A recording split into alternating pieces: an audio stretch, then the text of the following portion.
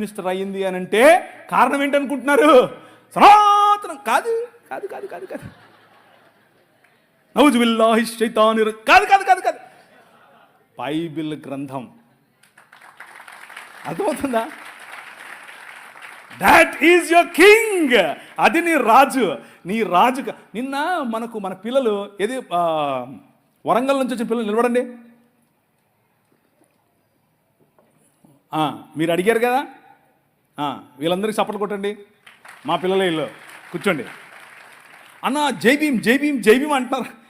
అన్నివ్వండి, ఏం కాదు. జై భీమ్ అన్నివ్వండి, నో ప్రాబ్లం. మీరేమనాలి తెలుసా? జై భీమ్కు పైన కూడా ఉన్నాడు నా రాజు, మై కింగ్ అని చెప్పండి. ఆ భీమును నిలబెట్టింది నీ రాజు. ఆ డాక్టర్ బాబాసాహెబ్ అంబేద్కర్ గారు కొలంబియా యూనివర్సిటీకి వెళ్ళినప్పుడు బైబిల్ స్టడీస్ అటెండ్ అయ్యేవారు. రూతు పుస్తకానికి ఆయన వ్యాఖ్యానం రాశారు. He was a practising Christian. ఆయన ప్రాక్టీసింగ్ క్రిస్టియన్ అండి బాబు. ఆయన ఒకరోజు 3 లక్షల మందితో కలిసి నేను బాప్టిజం తీసుకుంటాను అని చెప్పి ముందుకొచ్చాడు. ముందుకు వచ్చి మన మెథడిస్ట్ సంఘంలో ఉన్నటువంటి బిషప్ గారికి చెబితే బిషప్ గారు దానికి కావాల్సినటువంటి పనులన్నీ వసతులన్నీ ఏర్పాటు చేసుకునే క్రమంలో నెహ్రూ గారు ఫోన్ చేశారు. నెహ్రూ గారు ఫోన్ చేసి, ఏంటండి మీరు ఇలా చేస్తున్నారంట, ఇలా చేస్తే మీకు ఈ పొలిటికల్ అపోజిషన్ ఎక్కువైపోద్దని చెప్పాడు. చెప్పైతే మనోళ్ళు మాకొద్దండి, మీరు పొలిటికల్ కన్వర్షన్ అంట మాకొద్దు అని చెప్పి నెహ్రూ గారి ఒత్తిడికి లొంగారు. ఒక పక్క ఇంకొక ఆయనేమో గోసి కట్టుకుని నిరాహార దీక్షకి వెళ్ళాడు. ఏమని, నువ్వు వెళ్తే ఏ మతానికైనా వెళ్ళు కానీ క్రైస్తవానికి వెళ్ళొద్దని. ఆయన నన్ను అత్తే నాకేంటి, నేను యేసు ప్రభువుని అనుసరిస్తా అని చెప్పాడు. ఎవరు? డాక్టర్ బాబాసాహెబ్ భీమ్రావ్ అంబేద్కర్. ఇది నేను కొత్తగా చెప్పేది కాదు, ఇది హిస్టరీ. This is history. ఆ జై భీమ్ వాళ్ళకి తెలీదు. చెప్పండి, వెళ్ళి ధైర్యంగా చెప్పండి.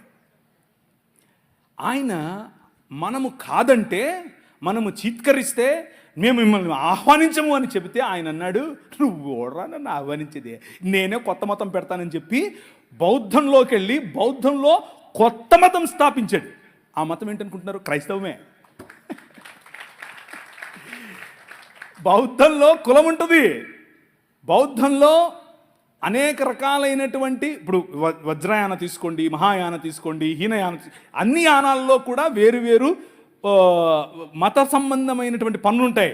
ఈయన అవన్నీ తీసేసి యేసు ప్రభు చెప్పినటువంటి విలువలతో బ్రతికే ఒక కొత్త మతాన్ని స్థాపించాడు. దాట్ ఈజ్ ఈరోజు ఉన్నటువంటి భారతీయ నవయాన బుద్ధిజం. అది ఇంకేదో కాదు, క్రైస్తవమే. కాకపోతే వాళ్లకు క్రీస్తు తెలియదు, విలువలు మాత్రం తెలుసు.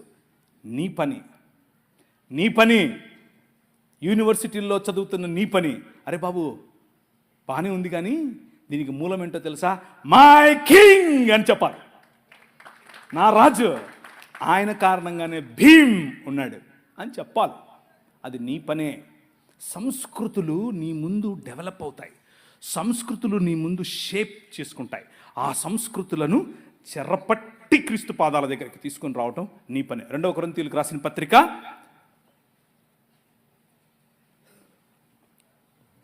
2 కొరింథీ 10:3 నుంచి చదవండి.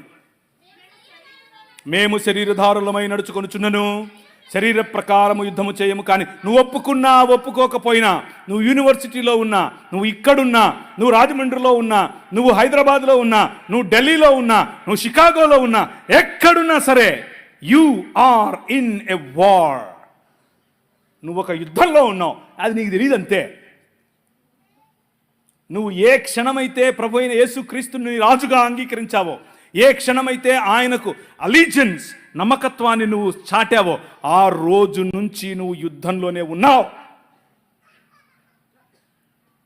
మేము శరీరధారులమై ఉన్నను, శరీర ప్రకారం నడుచుకొనము గాని మా యుద్ధోపకరణములు దేహ సంబంధమైనవి కావు, కానీ దేవుని ఎదుట దుర్గములను పడద్రోయజాలునంత బలము కలవై ఉన్నవి.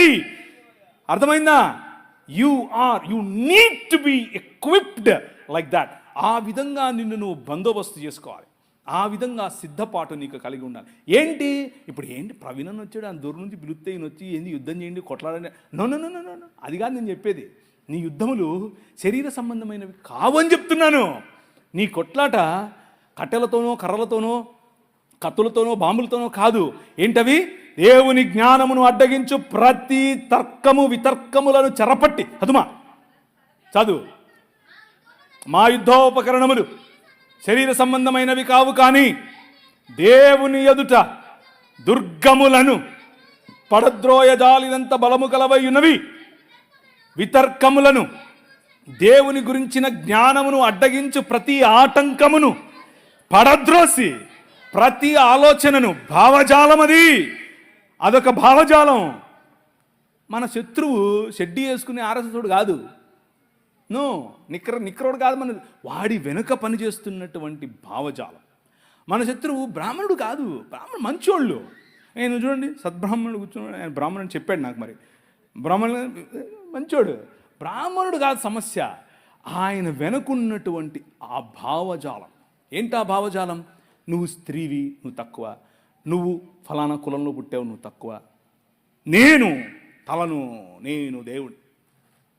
ప్రతి భావజాలాన్ని చెరపట్టి ఎక్కడికి తీసుకురావాలి? నీ రాజు కాళ్ళ దగ్గరకు తీసుకొని రావాలి. That is what you need to do. అది నువ్వు చేయాల్సిందే.